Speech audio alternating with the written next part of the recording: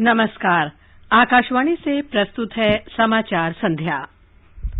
प्रधानमंत्री नरेंद्र मोदी ने संसद में राष्ट्रपति के अभिभाषण पर धन्यवाद प्रस्ताव पर हुई चर्चा का लोकसभा में जवाब दिया। कहा, कोविड महामारी के बावजूद भारत विश्व की सबसे तेजी से बढ़ती अर्थव्यवस्था। प्रधानमंत्री ने भरोसा दिलाया कि सरकार छोटे किसानों के हितों का ध्यान रख रही है। संसद ने स्वर कोकिला लता मंगेशकर को श्रद्धांजलि दी। दोनों सदन 1 घंटे के लिए स्थगित रहे। उत्तर प्रदेश में विधानसभा चुनाव के पहले चरण के लिए प्रचार अंतिम चरण में। समाजवादी पार्टी ने 24 उम्मीदवार और कांग्रेस ने 28 उम्मीदवारों की सूची जारी की। स्वास्थ्य मंत्री डॉक्टर मनसुख मांडविया ने सघन मिशन इंद्रधनुष टीकाकरण अभियान के चौथे चरण का शुभारंभ किया। कोविड संक्रमण में कमी के बाद दिल्ली, उत्तर प्रदेश, बिहार, ओडिशा, गुजरात और केरल में स्कूल फिर से खुले और ऑस्ट्रेलिया ने पूर्ण टीकाकृत पर्यटकों को 21 फरवरी से आवागमन की अनुमति दी। समाचार संध्या में मुकेश कुमार के साथ मैं लवलीन निगम। कोरोना वायरस के नए स्वरूप ओमिक्रॉन से चिंताएं बढ़ी हैं। श्रोताओं से अपील है कि वो सतर्क रहें और पूर्ण टीकाकरण कराएं। 15 से 18 वर्ष के किशोरों और अन्य लोगों के टीकाकरण में भी मदद करें। सुरक्षित रहने के लिए कृपया इन 3 सरल उपायों का पालन अवश्य करें। मास्क पहनें, 2 गज की सुरक्षित दूरी बनाए रखें, हाथ और चेहरा साफ रखें। कोविड से संबंधित किसी भी जानकारी और मार्गदर्शन के लिए राष्ट्रीय हेल्पलाइन नंबर 011-2397-8046 और 1075 पर संपर्क करें। और अब समाचार विस्तार से। प्रधानमंत्री नरेंद्र मोदी ने आज कहा कि एनडीए शासन के अंतर्गत भारत कोविड महामारी के बावजूद दुनिया की सबसे तेजी से बढ़ती अर्थव्यवस्था के रूप में आगे बढ़ रहा है। लोकसभा में राष्ट्रपति के अभिभाषण पर धन्यवाद प्रस्ताव पर हुई चर्चा का जवाब देते हुए श्री मोदी ने कहा कि भारत सबसे बड़ी उभरती हुई अर्थव्यवस्था है। आज विश्व के अर्थ जगत के सभी ज्ञाता इस बात को मानते हैं कि भारत ने जिस आर्थिक नीतियों को लेकर इस कोरोना कालखंड में अपने आप को आगे बढ़ाया, वो अपने आप में एक उदाहरणीय है। अनुभव भी हम करते हैं। हमने देखा है भारत आज दुनिया की जो बड़ी इकोनॉमीज है उसमें सबसे तेजी से विकसित हो रही बड़ी अर्थव्यवस्था है। इस कोरोना कालखंड में भी हमारे किसानों ने रिकॉर्ड पैदावार की, सरकार ने रिकॉर्ड खरीदी की। प्रधानमंत्री ने कहा कि जब दुनिया को कोविड महामारी का सामना करने की भारत की क्षमता के बारे में संदेह था, तो देश ने अपने स्वयं के टीकों के साथ महामारी से निपटने के लिए दुनिया के सामने एक मॉडल पेश किया। बीते 2 सालों में 100 साल का सबसे बड़ा वैश्विक महामारी का संकट पूरी दुनिया की मानव जात झेल रही है।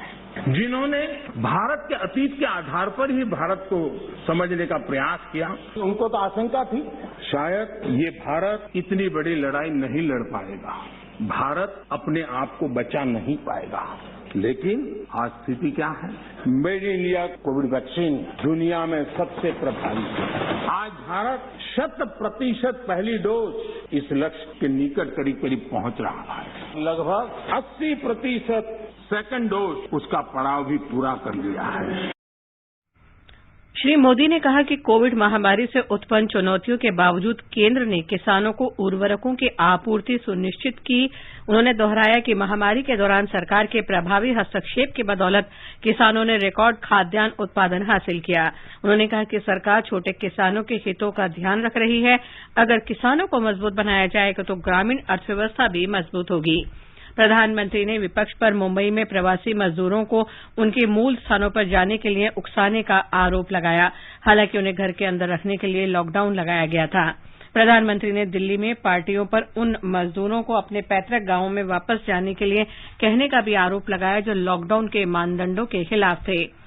प्रधानमंत्री ने कहा कि मेक इन इंडिया पहल को जबरदस्त सफलता मिली है। उन्होंने कहा कि बजट में रक्षा निर्माण में आत्मनिर्भरता को बढ़ावा देने का प्रावधान किया गया है। भारत रक्षा उत्पादों का एक प्रमुख निर्यातक बन रहा है। उन्होंने कहा कि सरकार ने भ्रष्टाचार पर रोक लगाई है। काले धन पर रोक लगाने के कारण कुछ लोग परेशान हैं। मेक इन इंडिया का मतलब है कमीशन के रास्ते बंद। मेक इन इंडिया का मतलब है भ्रष्टाचार के रास्ते बंद। मेक इन इंडिया का मतलब है तिजोरी भरने के रास्ते बंद। और इसलिए मेक इन इंडिया का ही विरोध करो।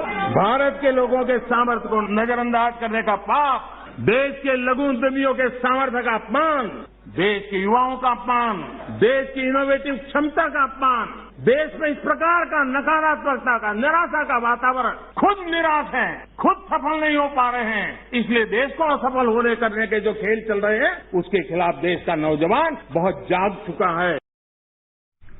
प्रधानमंत्री ने कहा कि स्टार्टअप इंडिया पहल ने भारत को स्टार्टअप के पोषण में तीसरा सबसे सफल देश बना दिया है। उन्होंने कहा कि यूपीए सरकार के दौरान केवल 500 स्टार्टअप थे, लेकिन पिछले 7 वर्ष में 7,000 स्टार्टअप स्थापित किए गए हैं। उन्होंने कहा कि ऐसे कई स्टार्टअप यूनिकॉर्न बन गए हैं और विश्वास व्यक्त किया कि बहुत जल्द भारत में स्थित ऐसे यूनिकॉर्न 1 सदी के आंकड़े को पार कर जाएंगे। उन्होंने ये भी कहा कि उनमें से कई बहुराष्ट्रीय कंपनियां बनने की ओर अग्रसर हैं। प्रधानमंत्री ने कहा कि सूक्ष्म, लघु और मध्यम उद्यम को सरकार के वित्तीय पैकेजों का लाभ मिल रहा है। उन्होंने कहा कि केंद्र के 3 करोड़ रुपए के पैकेज ने 13,50,000 एमएसएमई इकाइयों की मदद की है। एमएसएमई की परिभाषा में हमने सुधार करके उसको भी नए अवसर दिए हैं। अपने छोटे उद्योगों को सुरक्षित करने के लिए, एमएसएमई के लिए सरकार ने इस कोरोना के विकट कालखंड में 3 लाख करोड़ रुपए की विशेष योजना भी शुरू की है और उसका लाभ हमारे एमएसएमई सेक्टर को मिला और इसका बहुत बढ़िया स्टडी एसबीआई ने किया है। एसबीआई का स्टडी कहता है कि 13.5 लाख एमएसएमई इस योजना के कारण बर्बाद होने से बच गए हैं। एसबीआई का स्टडी कहता है 1.5 करोड़ नौकरियां बची हैं और करीब 14% एमएसएमई लोन्स के कारण एनपीए होने की जो संभावना थी उससे बच गए हैं। प्रधानमंत्री ने सरकार की उपलब्धियों का उल्लेख करते हुए कहा कि आज गरीब आदमी के जीवन स्तर में सुधार हुआ है, वो गर्व के साथ सिर उठाकर जी रहा है और देश के विकास में योगदान दे रहा है। प्रधानमंत्री आवास योजना, गरीबों को रहने के लिए घर हो, ये कार्यक्रम तो लंबे समय से चला है, लेकिन जो गति, जो व्यापकता, विशालता, विविधता उसने उसमें स्थान पाया, उसके कारण आज गरीब का घर भी लाखों से भी ज्यादा कीमत का बन रहा है। जो भी पक्का घर पाता है वो गरीब आज लखपति की श्रेणी में भी आ जाता है। कौन हिंदुस्तानी होगा जिसको इस बात को सुनकर के गर्व न हो कि आज देश के गरीब से गरीब के घर में शौचालय बना है, आज खुले में शौच से देश के गांव भी मुक्त हुए हैं। श्री मोदी ने कांग्रेस की आलोचना करते हुए कहा कि अब देश की जनता ने कांग्रेस को पूरी तरह से नकार दिया है। नागालैंड के लोगों ने आखिरी बार 1998 में कांग्रेस के लिए वोट किया था। ओडिशा ने 1995 में आपके लिए वोट किया था। 27 साल हो गए, आपको वहां एंट्री नहीं हुई। गोवा में 1994 में पूर्ण बहुमत के साथ आप जीते थे। 28 साल हो गए, गोवा ने आपको स्वीकार नहीं किया। 1988 में त्रिपुरा में वहां की जनता ने वोट दिया था। कांग्रेस का हाल है यूपी, बिहार और गुजरात। आखिर में 1985 में करीब 37 साल पहले आपके लिए वोट किया था। प्रधानमंत्री ने स्वर कोकिला लता मंगेशकर को श्रद्धांजलि भी अर्पित की। इतने लंबे काल तक जिनकी आवाज ने देश को मोहित किया, देश को प्रेरित भी किया, देश को भावनाओं से भर दिया और एक अहर्निश सांस्कृतिक धरोहर को मजबूत करते हुए और देश की एकता को भी करीब 36 भाषाओं में उन्होंने गाया। ये अपने आप में भारत की एकता और अखंडता के लिए भी एक प्रेरक उदाहरण है। मैं आदरणीय लता दीदी जी को आदरपूर्वक श्रद्धांजलि देता हूं। संसद ने आज स्वर कोकिला लता मंगेशकर को श्रद्धांजलि अर्पित की। दोनों सदन 1 घंटे के लिए स्थगित रहे। आज सवेरे राज्यसभा में सदस्यों ने मौन रखकर सदन की पूर्व सदस्य लता मंगेशकर को श्रद्धांजलि दी। सभापति एम वेंकैया नायडू ने कहा कि राष्ट्र ने एक महान गायिका को खो दिया है और उनके निधन से संगीत की दुनिया में एक शून्य पैदा हो गया है। उधर लोकसभा को भी 1 घंटे के लिए स्थगित कर दिया गया। दोपहर जैसे ही सदन की कार्यवाही शुरू हुई, लोकसभा अध्यक्ष ओम बिरला ने एक बयान पढ़ा जिसमें कहा गया था कि देश के सर्वोच्च नागरिक पुरस्कार के अलावा लता मंगेशकर को दादा साहब फाल्के पुरस्कार सहित विभिन्न प्रतिष्ठित पुरस्कारों से नवाजा गया है। उन्होंने संगीत के क्षेत्र में उनके अतुलनीय योगदान के लिए 50 वर्षों को याद किया। उत्तर प्रदेश में 7 चरणों में होने वाले विधानसभा चुनाव के पहले चरण तथा गोवा और उत्तराखंड में एक ही चरण में होने वाले चुनाव के लिए प्रचार चरम पर पहुंच गया है। स्टार प्रचारक और विभिन्न राजनीतिक दलों के प्रमुख नेता मतदाताओं को रिझाने में लगे हैं। पंजाब और मणिपुर में भी राजनीतिक गतिविधियां शुरू हो चुकी हैं। उत्तर प्रदेश में पहले चरण के लिए प्रचार अंतिम चरण में है। प्रचार कल शाम समाप्त हो जाएगा। राजनीतिक दल मतदाताओं को अपने पक्ष में करने की जी जान से कोशिश कर रहे हैं। भारतीय जनता पार्टी के वरिष्ठ नेता और प्रधानमंत्री नरेंद्र मोदी ने कहा है कि केंद्र और राज्य सरकार किसानों का सम्मान करने और उनके अधिकार दिलाने के लिए प्रतिबद्ध है। वीडियो कॉन्फ्रेंस के माध्यम से बिजनौर, मुरादाबाद और अमरोहा के लोगों को संबोधित करते हुए श्री मोदी ने कहा कि दोनों ही सरकार किसानों के कल्याण के लिए प्रतिबद्ध है। उन्होंने कहा कि पिछले 5 वर्ष में गन्ना किसानों को 1,50,000 करोड़ रुपए से अधिक का भुगतान किया गया है। भारतीय जनता पार्टी प्रदेश के प्रत्येक व्यक्ति को अपना परिवार मानती है। हमारा मंत्र है सबका साथ, सबका विकास, सबका विश्वास और सबका प्रयास। जब पीएम आवास योजना में घर मिलता है तो हर गरीब को घर मिलता है। उसकी जाति, उसका पंथ, उसका क्षेत्र नहीं देखा जाता। समाजवादी पार्टी प्रमुख अखिलेश यादव ने आज सहारनपुर में जनसभा को संबोधित करते हुए कहा कि अगर उनकी पार्टी सत्ता में आती है तो वो कुशल मजदूरों के लिए सामाजिक सुरक्षा योजनाओं को लागू करेंगी। राष्ट्रीय लोकदल प्रमुख जयंत चौधरी ने भी आज मेरठ जिले में प्रचार किया। उत्तर प्रदेश में समाजवादी पार्टी ने आज 24 उम्मीदवारों की एक अन्य सूची जारी की है। पार्टी ने गोरखपुर शहर से मुख्यमंत्री योगी आदित्यनाथ के विरुद्ध शुभावती शुक्ला को मैदान में उतारा है। उधर कांग्रेस पार्टी ने 10 महिलाओं सहित 28 उम्मीदवारों की सूची जारी की है। अमेठी से आशीष शुक्ला और कुंडा से योगेश यादव चुनाव मैदान में हैं। पंजाब में चुनाव प्रचार अब तेज हो गया है। विभिन्न राजनीतिक दलों के वरिष्ठ नेता वर्चुअल जनसभाओं का आयोजन कर रहे हैं। मणिपुर विधानसभा चुनाव में पहले चरण के मतदान के लिए कल तक 39 उम्मीदवारों ने अपना नामांकन पत्र दाखिल किया। राज्य में चुनाव प्रचार सुचारू रूप से चल रहा है और राजनीतिक दलों ने चुनावी घोषणा पत्र जारी कर दिए हैं। उत्तराखंड में भाजपा के वरिष्ठ नेता और प्रधानमंत्री नरेंद्र मोदी ने आज वर्चुअल विजय संकल्प सभा के माध्यम से देहरादून और हरिद्वार के लोगों को संबोधित किया। प्रधानमंत्री ने स्वर्गीय प्रमुख रक्षा अध्यक्ष जनरल बिपिन रावत को राज्य का गौरव बताते हुए कहा कि वे उन सभी वीर सपूतों को नमन करते हैं जिन्होंने अपने प्राणों की आहुति देने के लिए उत्तराखंड की भूमि से प्रेरणा ली है। श्री मोदी ने डबल इंजन वाली सरकार की उपलब्धियों का उल्लेख करते हुए कहा कि 12,000 करोड़ रुपए लागत की 4 धाम परियोजना पर कार्य चल रहा है। 2017 में जब देहरादून में डबल इंजन की सरकार आई, उसके बाद से करीब 5,500 करोड़ रुपए खर्च किए जा चुके हैं।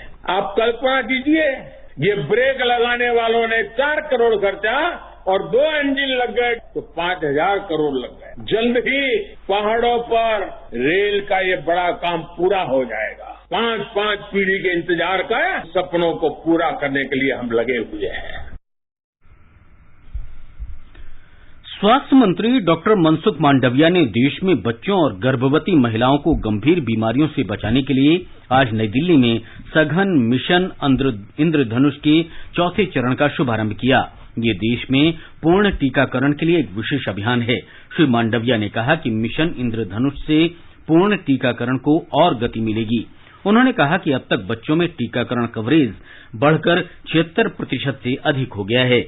2014 से कंटिन्यूस देश में वैक्सीनेशन चल रहा है, गति से चल रहा है और सभी वर्ग, समुदाय और सभी क्षेत्रों में एक समानता से चल रहा है। उसका नतीजा भी हमने नेशनल हेल्थ सर्वे में देखा। जो 2014 के पहले वैक्सीनेशन कवरेज 43% था, वो बढ़ के आज 76% तक पहुंच गए हैं। लेकिन प्रधानमंत्री जी चाहते हैं कि ये कवरेज 90% होना चाहिए।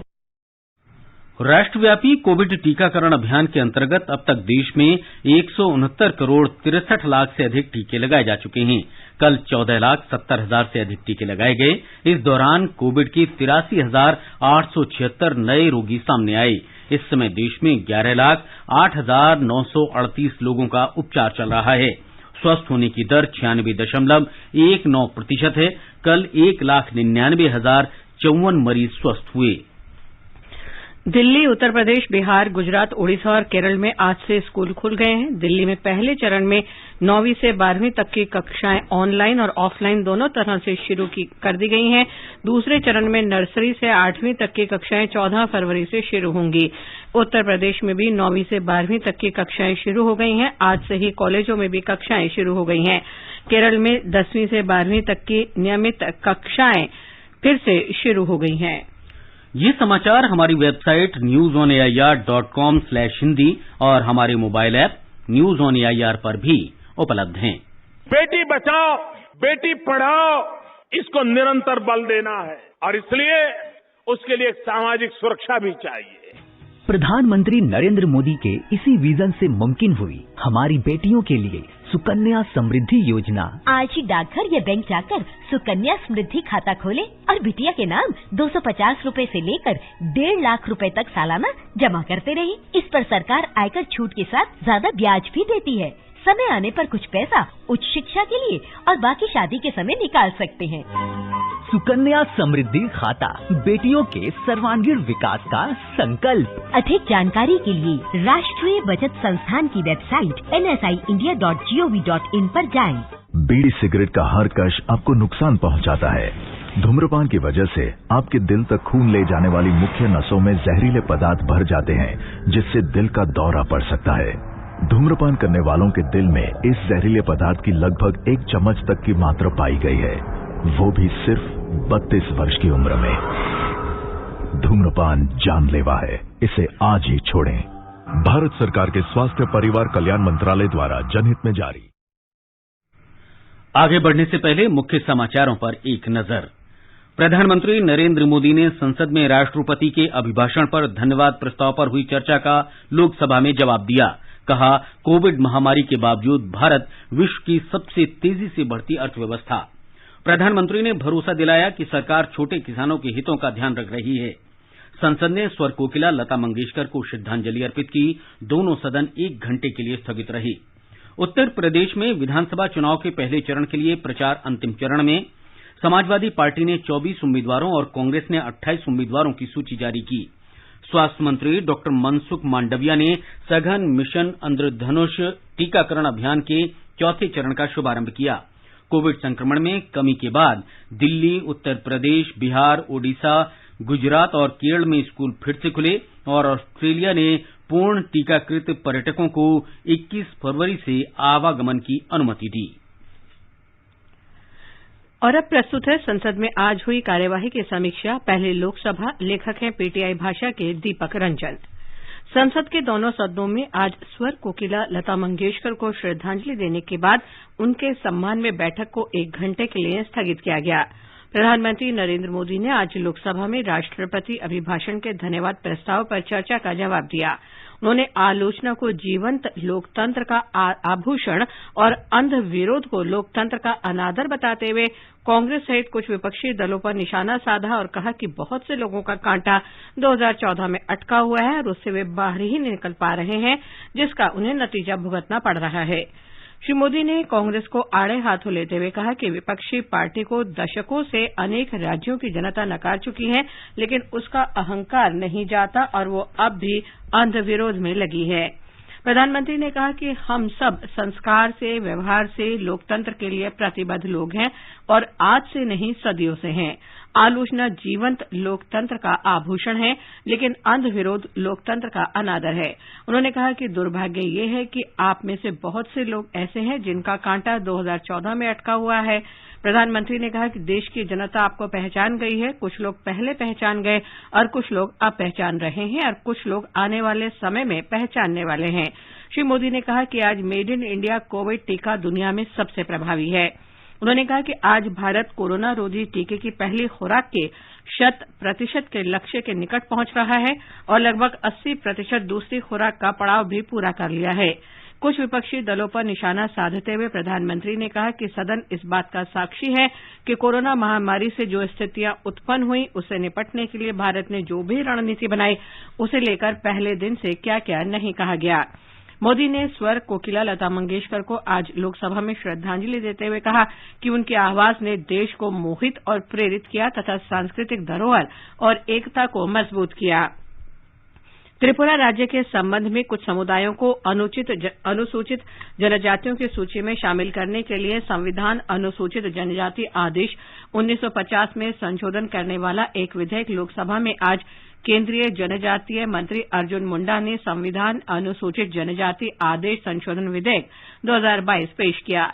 विधेयक पेश किए जाने का विरोध करते हुए कांग्रेस के अधीर रंजन चौधरी ने कहा कि सरकार को अनेक राज्यों के विभिन्न समुदायों को अनुसूचित जनजातियों में शामिल करने की मांगों पर विचार कर एक व्यापक विधेयक लाना चाहिए। केंद्रीय मंत्री मुंडा ने कहा कि इस विषय को सभी राज्यों में अनुसंधान के बाद राज्यों की सिफारिश के आधार पर समीक्षा के आधार पर लाया जाता है। उन्होंने कहा कि हर राज्य के एक एक समुदाय के बारे में अध्ययन होता है और ये प्रक्रिया विभिन्न स्तर पर होती है। अब सुनिए राज्यसभा में हुई कार्यवाही की समीक्षा। लेखक हैं पीटीआई भाषा के माधव चतुर्वेदी। सवेरे राज्यसभा की कार्यवाही आरंभ होने पर सभापति एम वेंकैया नायडू ने लता मंगेशकर के निधन का जिक्र किया। सदस्यों ने कुछ क्षणों का मौन रखकर उन्हें श्रद्धांजलि अर्पित की। इसके बाद श्री नायडू ने उनके सम्मान में सदन की कार्यवाही 1 घंटे के लिए स्थगित कर दी। संगीत की दुनिया में लता मंगेशकर की उल्लेखनीय भूमिका को याद करते हुए श्री नायडू ने कहा कि उनके निधन से एक युग का अंत हो गया है और देश को अपूरणीय क्षति हुई है। उन्होंने कहा कि लता मंगेशकर 1999 से 2005 तक राज्यसभा की मनोनीत सदस्य रही थीं। गृह मंत्री अमित शाह ने ऑल इंडिया मजलिसे इत्तेहादुल मुसलमीन के लोकसभा सदस्य असदुद्दीन ओवैसी के काफिले पर हुए हमले के बारे में एक बयान देते हुए उनसे अनुरोध किया कि केंद्र सरकार द्वारा जो सुरक्षा मुहैया कराई गई है उसे वो तत्काल स्वीकार कर लें। उन्होंने कहा कि इस मामले में स्थानीय पुलिस ने त्वरित कार्रवाई करते हुए 2 अभियुक्तों को गिरफ्तार कर लिया है और उनसे 2 अनधिकृत पिस्तौल और 1 एल्टो कार बरामद की गई है। उच्च सदन में राष्ट्रपति के अभिभाषण पर हुई चर्चा में सत्ता पक्ष की ओर से कहा गया कि सरकार समाज के सभी वर्गों के कल्याण कर रही है। कांग्रेस नेता आनंद शर्मा ने अभिभाषण को निराशाजनक करार देते हुए कहा कि इसमें जमीनी हकीकत और मौजूदा चुनौतियों का उल्लेख नहीं किया जाना दुर्भाग्यपूर्ण है। पूर्व प्रधानमंत्री और जनता दल के वरिष्ठ नेता एचडी देवेगौड़ा ने राष्ट्रपति अभिभाषण में देश के किसानों की आय 2022 तक दोगुनी करने के बारे में कोई उल्लेख नहीं होने पर हैरत जताते हुए सरकार से मांग की कि उसे अपनी इस घोषणा को पूरा करने के बारे में जानकारी देनी चाहिए तथा आम बजट में मनरेगा के लिए आवंटन बढ़ाना चाहिए। उन्होंने कहा कि मनरेगा संयुक्त प्रगतिशील गठबंधन सरकार की एक महत्वपूर्ण योजना है जिसके लिए आगामी वर्ष के बजट में आवंटन घटा दिया गया है। श्री देवेगौड़ा ने कहा कि सरकार ने 2022 तक देश के किसानों की आय को दोगुना करने का वादा किया था, किंतु राष्ट्रपति के अभिभाषण में इस लक्ष्य की प्राप्ति के लिए किसी कार्यक्रम की कोई घोषणा नहीं की गई है। भारतीय जनता पार्टी सदस्य प्रकाश जावड़ेकर ने कहा कि आधारभूत ढांचे, सड़क परिवहन, बिजली आदि विभिन्न क्षेत्रों में वर्तमान सरकार ने पिछली संयुक्त प्रगतिशील गठबंधन सरकार की तुलना में 3 गुना अधिक काम किया। उन्होंने कहा कि 2014 में खादी ग्रामोद्योग का कारोबार 33,000 करोड़ रुपए था, जो आज बढ़कर 95,000 करोड़ रुपए हो गया है, यानी यह 3 गुना बढ़ा है। उन्होंने दावा किया कि इस वृद्धि के कारण 35 लाख नए लोगों को रोजगार मिला है। भाजपा से संबद्ध मनोनीत सदस्य राकेश सिन्हा ने कहा कि राष्ट्रपति अभिभाषण देश के यथार्थ पर आधारित है और गलत सूचनाएं देकर विपक्ष के नेताओं को देश के लोगों को नहीं बरगलाना चाहिए। उन्होंने आरोप लगाया कि पूर्व की विभिन्न सरकारों ने सरदार पटेल और नेताजी सुभाष चंद्र बोस को समुचित सम्मान नहीं दिया। भाजपा के जयप्रकाश निषाद और सीमा द्विवेदी ने कहा कि कोरोना महामारी से पूरा विश्व प्रभावित हुआ है और भारत भी इससे अछूता नहीं रहा है तथा हमने भी अपने कई नजदीकी लोगों को खोया है। आरपीआई के नेता और केंद्रीय मंत्री रामदास आठवले ने चर्चा में हस्तक्षेप करते हुए कहा कि यह अभिभाषण देश के सभी वर्गों को जोड़ने वाला है, जिसमें सभी वर्गों के कल्याण की बात कही गई है। उन्होंने कहा कि अभिभाषण में बाबा साहेब डॉक्टर भीमराव अम्बेडकर का जिक्र किया गया है, जिन्होंने हमेशा देश को जोड़ने की बात कही थी। राष्ट्रवादी कांग्रेस पार्टी की सदस्य फौजिया खान ने स्वतंत्रता, सार्वभौमिकता, धर्मनिरपेक्षता, न्याय, आजादी और लैंगिक समानता पर सरकार के दावों को खारिज करते हुए दावा किया कि कुछ सालों में संवैधानिक मूल्यों का अवमूल्यन हुआ है। भारतीय कम्युनिस्ट पार्टी के सदस्य विनय विश्वम ने राष्ट्रपति अभिभाषण का विरोध करते हुए कहा कि इसमें कोई सोच और सामग्री नहीं है। जनजातीय कार्य मंत्री अर्जुन मुंडा ने संविधान अनुसूचित जातियां और अनुसूचित जनजातियां आदेश संशोधन विधेयक 2022 पेश किया। अभी आप संसद में हुई आज की कार्यवाही की समीक्षा सुन रहे थे। आजादी का अमृत महोत्सव के लिए सभी उपभोक्ताओं को शुभकामनाएं। हॉलमार्क सोने की शुद्धता सुनिश्चित करता है। हमेशा हॉलमार्क वाले सोने के आभूषण खरीदें। उपभोक्ता संबंधित किसी भी शिकायत के लिए कृपया राष्ट्रीय उपभोक्ता हेल्पलाइन के टोल फ्री नंबर 14404 पर संपर्क करें। उपभोक्ता मामले विभाग, भारत सरकार द्वारा जनहित में जारी। जागो ग्राहक जागो। ये आकाशवाणी है। ऑस्ट्रेलिया के प्रधानमंत्री स्कॉट मॉरिसन ने आज घोषणा की है कि 21 फरवरी से पूर्ण टीकाकृत पर्यटकों के लिए देश की सीमा फिर से खोल दी जाएगी। श्री मॉरिसन ने कहा कि 2 वर्ष पहले ऑस्ट्रेलिया में बाहर के लोगों के प्रवेश पर सीमाओं को बंद करने का निर्णय लिया गया था। उसने मार्च 2020 में कुछ छूट के साथ अपनी सीमाएं बंद कर दी थीं। सरकार ने पिछले 3 वर्षों में नई रोशनी योजना के अंतर्गत 26 करोड़ रुपए मंजूर किए हैं। इस राशि से करीब 1 लाख महिलाओं को प्रशिक्षित किया गया है। अल्पसंख्यक कार्य मंत्री मुख्तार अब्बास नकवी ने आज राज्यसभा में एक लिखित उत्तर में कहा कि अल्पसंख्यक समुदाय की 18 से 65 वर्ष की आयु की महिलाओं के लिए नई रोशनी योजना एक केंद्रीय योजना है। इसका उद्देश्य विद्या, औजार और तकनीक उपलब्ध कराकर महिलाओं को सशक्त और आत्मनिर्भर बनाना है। और अब प्रस्तुत है आर्थिक जगत की खबरें। बॉम्बे स्टॉक एक्सचेंज का सेंसेक्स आज 1024 अंक यानी 1.75% घटकर 57,621 पर बंद हुआ। नेशनल स्टॉक एक्सचेंज का निफ्टी 303 अंक यानी 1.73% कम होकर 17,382 पर आ गया। अंतर बैंकिंग विदेशी मुद्रा बाजार में आज डॉलर के मुकाबले रुपए में 1 पैसे की मामूली बढ़त दर्ज की गई और ये 74.69 का रहा। निखिल कुमार, आकाशवाणी समाचार, दिल्ली। भारतीय स्कूल प्रमाण पत्र परीक्षा परिषद ने आईसीएसई की 10वीं कक्षा और आईसीएसई की 12वीं कक्षा के पहले सेमेस्टर के परिणामों की घोषणा कर दी है। जिन छात्रों ने परीक्षा दी है वे परीक्षा परिणाम सीआईएससीई की वेबसाइट CISCE.org.results पर अपने परिणाम देख सकते हैं। एसएमएस के जरिए 09248 082883 पर परिणाम की जानकारी ली जा सकती है। सावित्रीबाई फुले पुणे विश्वविद्यालय की प्रोफेसर शांतिश्री धूलिपुड़ी पंडित को जवाहरलाल नेहरू विश्वविद्यालय दिल्ली में कुलपति नियुक्त किया गया है। उनका कार्यकाल 5 वर्ष का होगा। वे जवाहरलाल नेहरू विश्वविद्यालय की पहली महिला कुलपति हैं। जवाहरलाल नेहरू विश्वविद्यालय के पूर्व कुलपति जगदीश कुमार को विश्वविद्यालय अनुदान आयोग का अध्यक्ष नियुक्त किया गया है। सूचना और प्रसारण मंत्रालय ने कहा है कि आकाशवाणी की लोकप्रियता लगातार बढ़ रही है। न्यूज ऑन एआईआर ऐप पर लाइव स्ट्रीम में श्रोताओं की संख्या लगातार 2 महीने में 20-20 लाख बढ़ी है। पिछले वर्ष नवंबर में 1 करोड़ 60 लाख से दिसंबर में 1 करोड़ 80 लाख और इस वर्ष जनवरी में न्यूज ऑन एआईआर ऐप के श्रोता 2 करोड़ को पार कर गए हैं। श्रोताओं की संख्या के मामले में पुणे, बेंगलुरु, दिल्ली, हैदराबाद और मुंबई शीर्ष 5 में बने हुए हैं। पहली बार प्रसार भारती श्रोता अनुसंधान टीम ने पिछले वर्ष नवंबर से श्रोताओं की संख्या का आंकड़ा जारी किया। और अंत में मुख्य समाचार एक बार फिर। प्रधानमंत्री नरेंद्र मोदी ने संसद में राष्ट्रपति के अभिभाषण पर धन्यवाद प्रस्ताव पर हुई चर्चा का लोकसभा में जवाब दिया।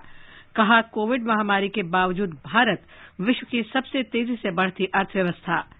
प्रधानमंत्री ने भरोसा दिलाया कि सरकार छोटे किसानों के हितों का ध्यान रख रही है। संसद ने स्वर कोकिला लता मंगेशकर को श्रद्धांजलि दी। दोनों सदन 1 घंटे के लिए स्थगित रहे। उत्तर प्रदेश में विधानसभा चुनाव के पहले चरण के लिए प्रचार अंतिम चरण में है। समाजवादी पार्टी ने 24 उम्मीदवारों और कांग्रेस ने 28 उम्मीदवारों की सूची जारी की है। स्वास्थ्य मंत्री डॉक्टर मनसुख मांडविया ने सघन मिशन इंद्रधनुष टीकाकरण अभियान के 4थे चरण का शुभारंभ किया। कोविड संक्रमण में कमी के बाद दिल्ली, उत्तर प्रदेश, बिहार, ओडिशा, गुजरात और केरल में स्कूल फिर से खुल गए हैं। और ऑस्ट्रेलिया ने पूर्ण टीकाकृत पर्यटकों को 21 फरवरी से आवागमन की अनुमति दे दी है। इसके साथ ही समाचार संध्या का ये अंक समाप्त हुआ। नमस्कार।